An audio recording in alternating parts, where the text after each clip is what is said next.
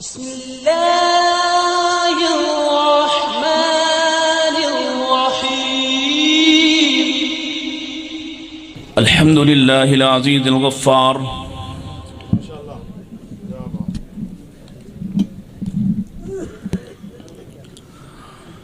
والصلاة والسلام على سيد الأبرار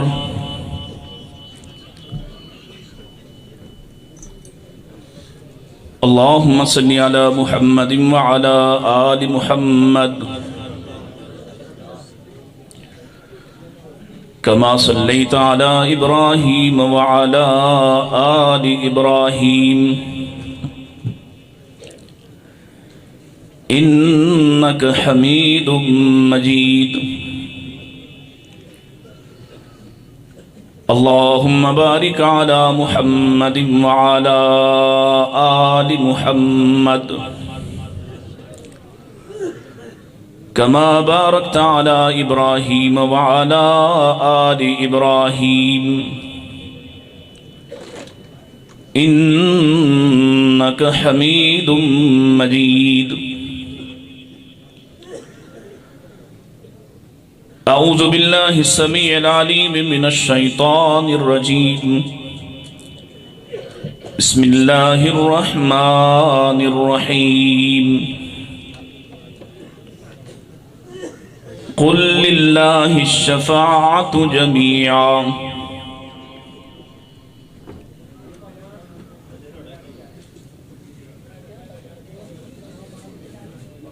قيل يا رسول الله صلى الله عليه وسلم من أسعد الناس بشفاعتك قال عليه الصلاة والسلام أسعد الناس بشفاعتي من قال لا إله إلا الله خالصا من قلبه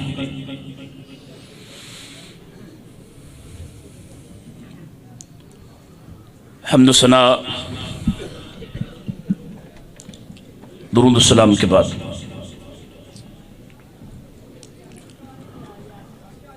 اللہ تعالیٰ کا بے پناہ فضل اور احسان ہے کہ ہم سب امام الانبیاء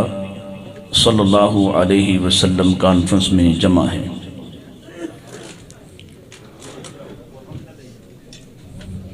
علماء کی کثیر تعداد موجود ہے اور میں انشاءاللہ انتہائی مختصر وقت میں چند ایک گزارشات پیش کروں گا۔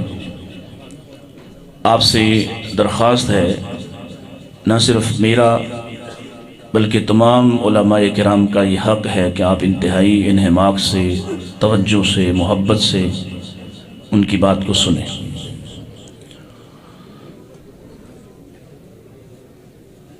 اس کانفرنس کا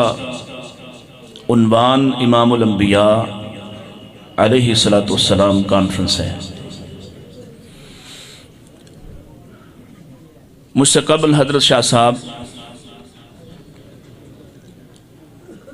نبی کریم صلی اللہ علیہ وسلم کی امامت کبریٰ پر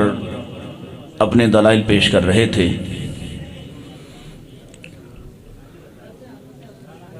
اسی کا ایک حصہ میں آپ کے سامنے عرض کرنا چاہتا ہوں، اور اس مختصر وقت میں کچھ احساس دلانا چاہتا ہوں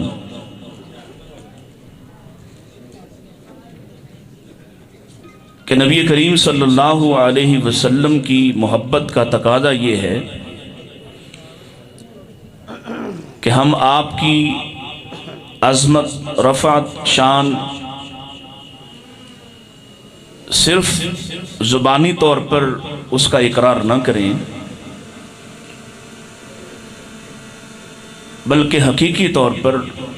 آپ کی اس شان کا اعتراف کرتے ہوئے، آپ کی شان کو تسلیم کرتے ہوئے بطور نبی اور بطور رسول جو آپ کا ہم پر حق ہے، اس حق کو ادا کرنے کی اپنی سی کوشش بھی کریں۔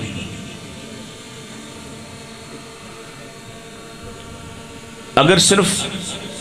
عظمت کا اعتراف اور اظہار ہی کافی ہوتا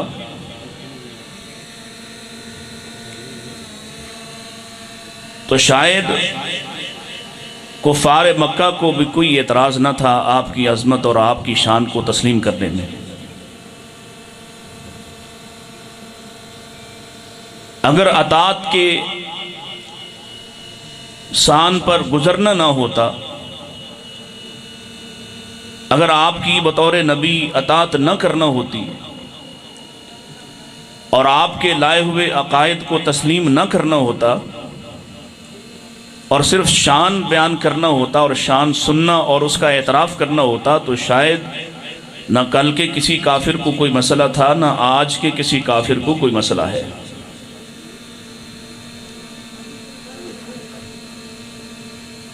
اور اللہ کا شکر ہے،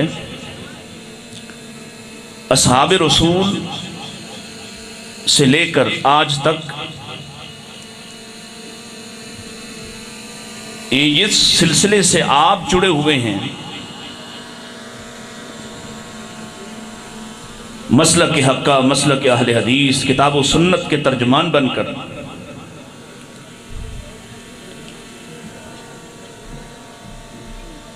آپ اس بات کو سمجھیں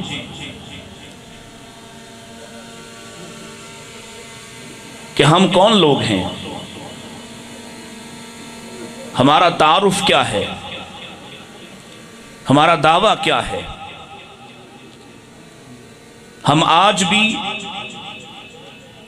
انہی بنیادی اصولوں پہ کھڑے ہیں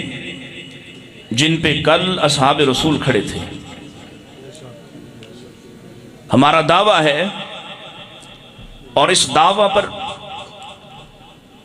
ہمارے اسلاف کی قربانیاں گواہ ہیں کہ ہم نے کسی بھی فتنے کے زمانے میں اور کسی بھی فتنے کے سامنے کتاب و سنت کو نہیں چھوڑا ہے۔ ہمارے اندر ایک طبقہ ہمیشہ ایسا موجود رہا ہے جو ہمیں فتنوں سے آگاہ کرتا رہا، قربانیاں پیش کرتا رہا اور ان عقائد کے ساتھ ہمیں جوڑے رکھا جو عقائد اللہ کے رسول صلی اللہ علیہ وسلم چھوڑ کر گئے ہیں۔ ان میں سے ایک عقیدہ اور ایک نظریہ آپ کی امامت کا ہے۔ آپ امام الانبیاء ہیں، تو اہل حدیث نے جب اس عقیدے کا اظہار کیا، اس کا اعتراف کیا، اس حقیقت کا اعتراف کیا، تو پھر کبھی نہ کسی ظاہری نبی کو مانا، نہ کبھی کسی باطنی نبی کو تسلیم کیا۔ اور جو حق آپ کا ہے، توجہ میری طرف کیجئے، اور اگر یہ توجہ ہٹانے کے لیے آپ نے اس کو چڑھایا ہوا ہے تو مہربانی اس کو روک لیں، کیونکہ شاید فوٹیج سے زیادہ وہ بات ہے جو میں کر رہا ہوں یا علماء کریں گے۔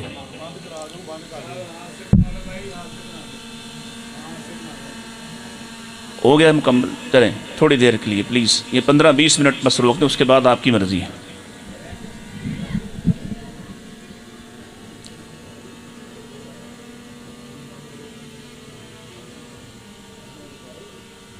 توجہ ہے؟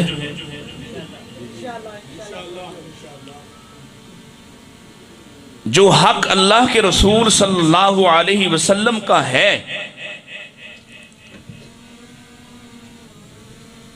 اس حق کو تسلیم کرنا ہی کافی نہیں بلکہ اس پر پہرا دینا لازم ہے۔ اور ہم نے سے مراد ہمارے اسلاف نے، ہماری جماعت نے، صحابہ کرام رضوان اللہ علیہم اجمعین سے لے کر آج تک اس سلسلہ نے، جس نے کتاب و سنت کو کافی سمجھا اور جس نے اپنی نسبت کبھی غیر نبی سے نہیں جوڑی، جس نے اپنا تعلق اللہ کے رسول سے کاٹ کر کسی اور شہر یا کسی اور شخصیت کے ساتھ نہیں جوڑا، اس نے اللہ کے رسول صلی اللہ علیہ وسلم کی ایک ایک رفعت، ایک ایک شان، ایک ایک مقام اور آپ کی ایک ایک صفت پر اپنے آپ کو قربان کیا ہے۔ ہم نے نہ کسی ظاہری نبی اور نہ کسی باطنی نبوت کو تسلیم کیا ہے، اور نہ ہی وہ بات، وہ شان، وہ عظمت جو رسول اللہ صلی اللہ علیہ وسلم کا خاصہ ہے، لازمہ ہے، ہم نے کبھی وہ خاصہ کسی غیر نبی سے نہیں جوڑا۔ ان میں سے ایک آپ کے امام الانبیاء ہونے کی دلیل یا دلائل میں سے ایک دلیل کہ اللہ کے رسول علیہ الصلوۃ والسلام نے فرمایا انا اول شافع و مشفع، میں سب سے پہلا سفارشی ہوں گا، میں سب سے پہلا سفارش کرنے والا ہوں گا، اور میں ہی ہوں گا جس کی سب سے پہلے سفارش کو قبول کیا جائے گا، اور باقی سب اس کے بعد جتنے بھی سفارش کریں گے، انبیاء کریں، شہداء کریں، حفاظ قرآن کریں، ان سب کو ایک موقع ملے گا، سفارش کرنے کا بھی ایک موقع ملے گا، لیکن نبی کریم علیہ الصلوۃ والسلام کو بار بار مواقع ملیں گے۔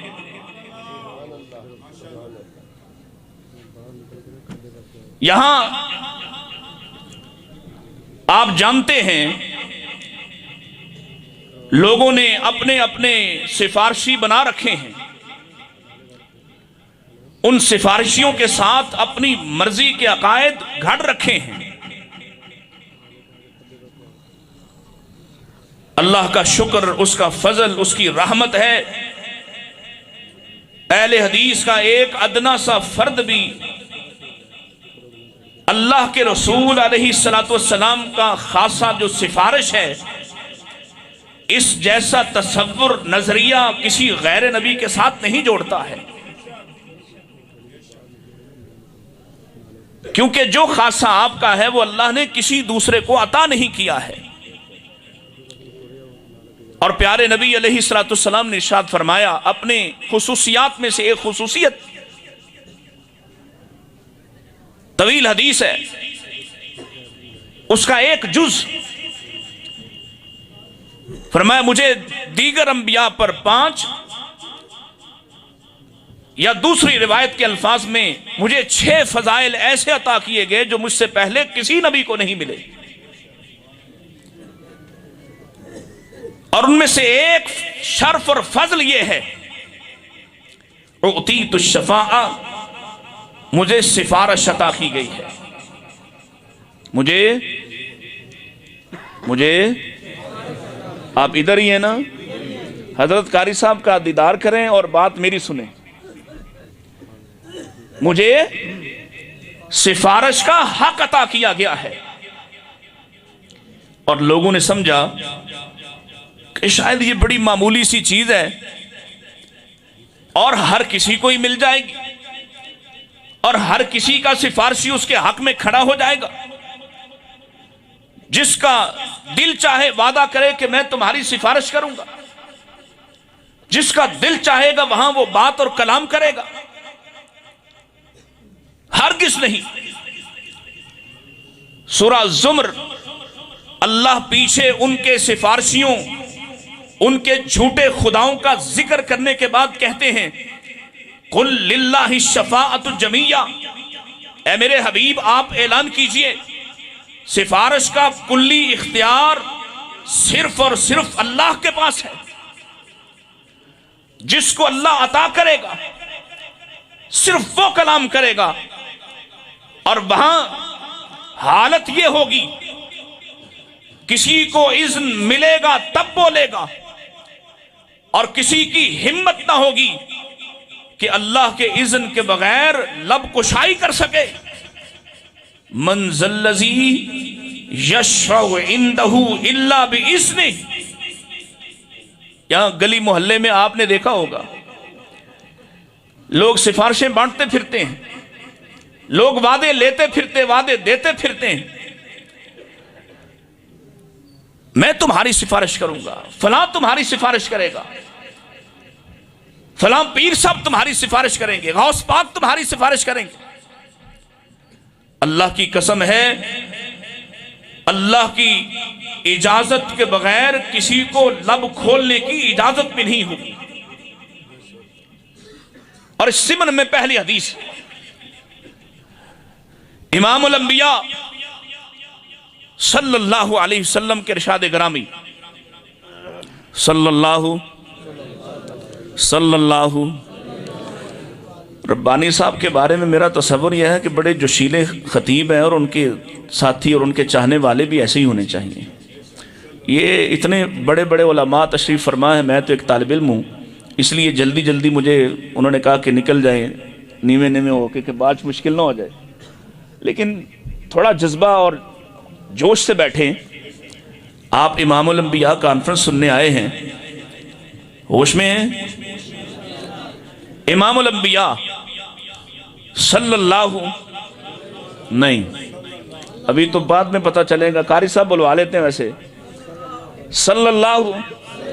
علیہ وسلم آپ فرماتے ہیں قیامت کا روز ہوگا،